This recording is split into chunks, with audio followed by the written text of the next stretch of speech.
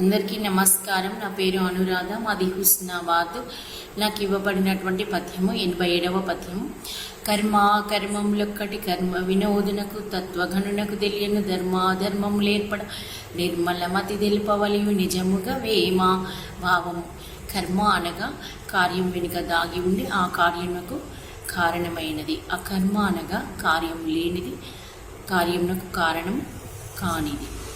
తత్వమును అనగా ఆత్మను తెలిసిన వానికి ఆ సమయంలో కార్యం చేయడం కానీ కర్మ రావడం కానీ లేదు.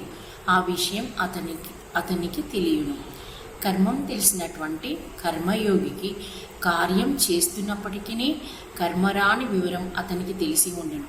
అందుచేతనే ఈ పద్యంలో కర్మయోగికి ఆత్మయోగికి కర్మములు తెలియనన్నారు.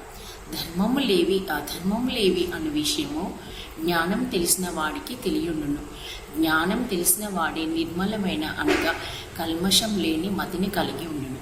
అందుచేతనే ఈ పద్యంలో సంపూర్ణ జ్ఞానానికి ధర్మాధర్మములు, కర్మ వినోదునికి కర్మములు, తత్వగుణునికి అకర్మములు తెలియనన్నారు.